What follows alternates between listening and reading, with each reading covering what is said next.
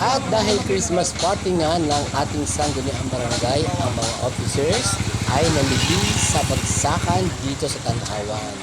Mga kabarangay, kung gusto niyo makamura ng inyong mga pansahog sa lutuin ninyo at sa inyong mga hapagkainan at sa inyong mga kusina na gagamitin ninyo, dumayo kayo dito sa Bagsakan sa may Sambat, Tanawan City at napakamura ng mga bilihan dito at bentahan ng mga gulay and everything.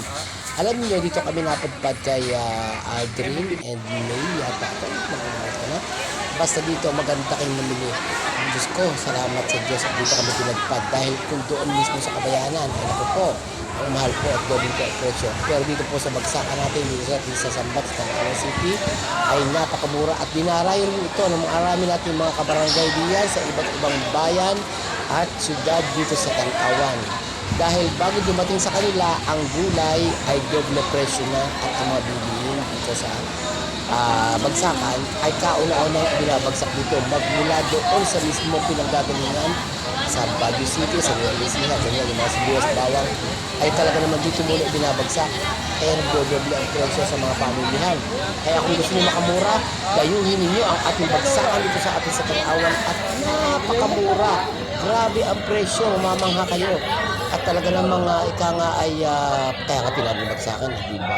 So kung gusto niyo mamili talaga ng inyong mga pangangailangan sa bahay at mga pansahog, sa inyong mga hapagkainan at mga pagkain pulutuin, dito lamang kayo sa Bagsakan sa Tanawan at napakaayos na at napakaganda dito.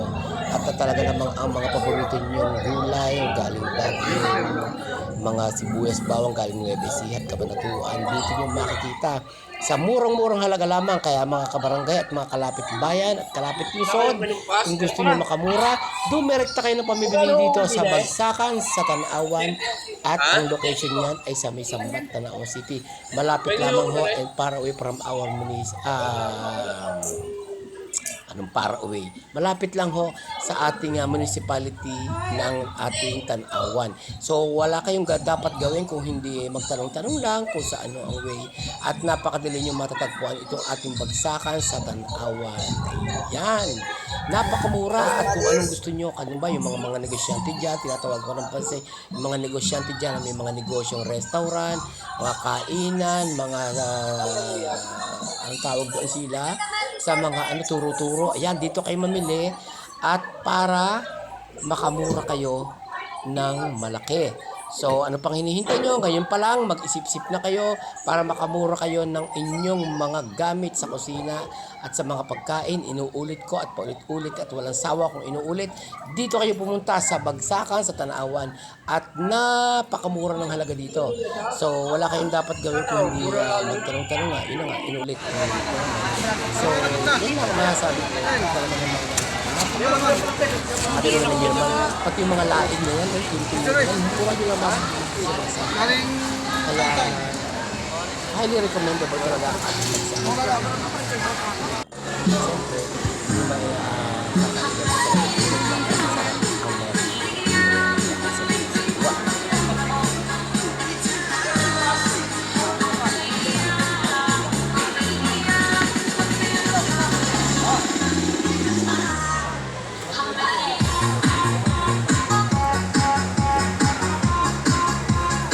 kalbasa, oh. Hawak kasi.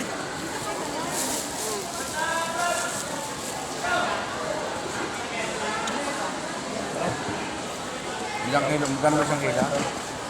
90 raw eh. Sabi ko yung 80 na lang.